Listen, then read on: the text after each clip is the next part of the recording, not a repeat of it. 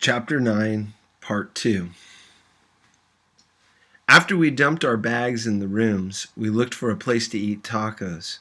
It was dusk and lights were starting to turn on. We found a tiny restaurant that looked welcoming. Comedor Ermelinda. Ermelinda's eatery was neatly stenciled in red paint over the entrance, which was essentially a garage door. One whole wall of the restaurant was open to the street, the way most of the other restaurants here seemed to be. The TV in the corner blared a comedy show with slapstick skits that the customers loved. A few bare light bulbs dangled from the ceiling and cast a stark light that somehow felt cozy because of all the people talking and laughing. Imagine if your neighbor stuck some tables and a TV in his garage and squeezed everyone on the street in there for an impromptu party. "Ah, look!" Dika cried. "Only places for 3 people at this table." Pablo and I can sit at this other table," I said. "Oh, no. Pablo sits here with Mr. Lorenzo and me. I must help him select the food." Dika was playing matchmaker again, which was fine with me since I was obviously bumbling my way through whatever this thing with Angel was. It seemed as if he'd crawled into his box and locked himself up with whatever was in there. I sat down at the table and he sat across from me, setting his box down between us. Angel ordered 3 tacos and a Corona with lime.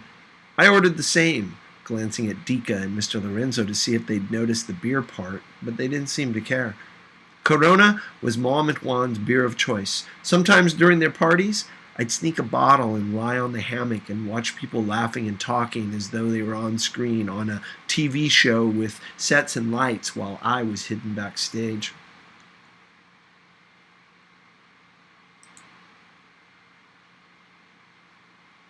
The waitress set down our Coronas, and after the first sip, I didn't think I'd be able to finish it. The beer was warm and flat, maybe due to limited fridge space, or maybe the people here liked it that way. Angel wasn't talking, so I looked around the room, feeling awkward. An altar to the Virgin of Huaquila, Oaxaca's special virgin, Pablo had told us, hung on the wall above our heads. Multicolored Christmas lights surrounded her. Gold tassels dripped from her shiny gown. Glitter sparkled in her hair, and her crown shot out gold rays with stars perched on the ends. It made me think of the lady who had saved Angel when he fell down the ravine. Even if I didn't have any magical ladies looking out for me, I appreciated that he did, that someone in this world did, that maybe there was hope for me yet. I wondered what his magical lady thought of me, whether she was rooting for me. Angel put his extra lime slices on my plate, a small silent present. I watched his hands and remembered how they felt braiding my hair. Heat gathered in the center of my body and spread out. I wanted him to braid my hair again. When he'd braided it, for the first time, it hadn't felt dry and thick and frizzy. It felt worshipped and full of sparkles and stars like the Virgin's hair. We ate without talking much at first, just a few comments about the mysterious spice in the beans, ginger or cloves, something you'd normally find in Christmas cooking. Alone, without Pablo, I couldn't think of anything to say. This was like a date, almost. A date with a bleached orange-haired chaperone at the next table over who periodically sent us disapproving glances. Once she called over, "You childrens have good conversation, no?" Dessert came free with the meal. They called it gelatina, which sounded classier than it really was, red jello in a clear plastic cup. I looked at it closely to make sure there were no flies or roaches in there. Little ripples and bubbles were caught inside like a frozen lake. Some light bounced off the surface and some light sank in. For a second, I saw a whole world inside the cup of jello. Maybe that was what Dika saw in her red glass, a distant world of light and joy. "Hey, Lime Girl, you gonna put lime on that gelatina?" Angel asked. "'Cause I have another extra one." He gave me a weak smile as though he was making a big effort. "I heard that if you smile, even if you don't feel like it, you might trick yourself into being happy." "No thanks."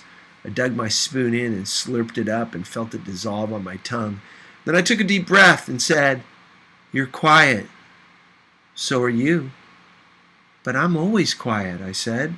Are you? Come on, Angel. What's wrong? He tapped his fingers on the wooden box. Just a lot on my mind. Like what?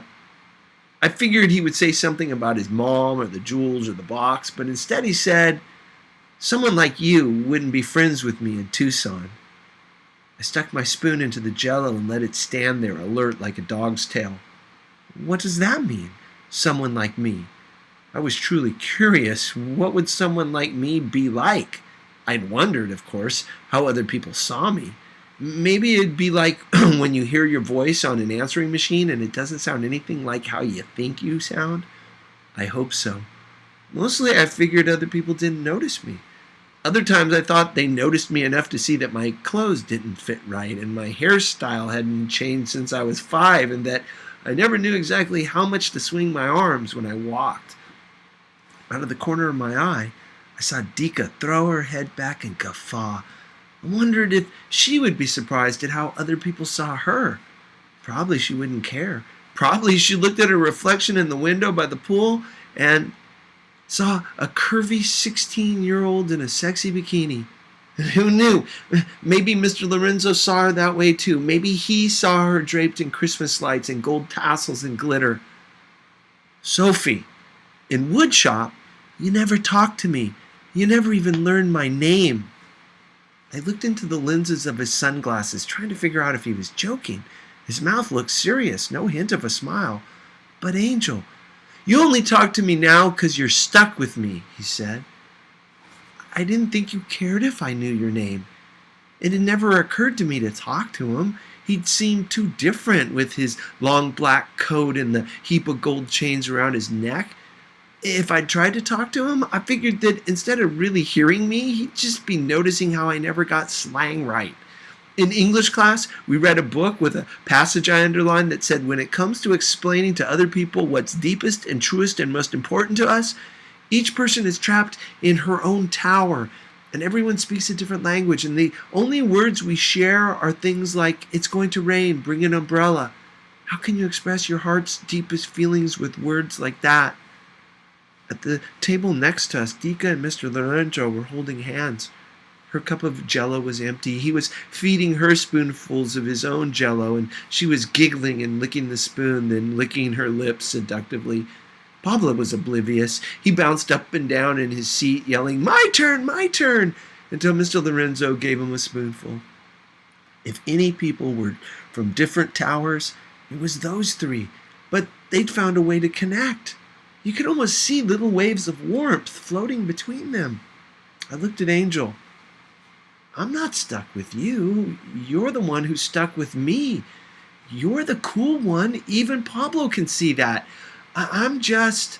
I was going to say amoeba, but then he'd think I was hopelessly weird. You really don't know, do you? He said. What? He smiled. You have chispa, even though you try to hide it. I have a spark? I flushed. I didn't know what to say. A shadow passed over his face. I wish... He didn't finish, just swallowed his last spoonful of Jell-O, looked at his box and breathed out. The kind of sigh that said it was too late for whatever his wish was.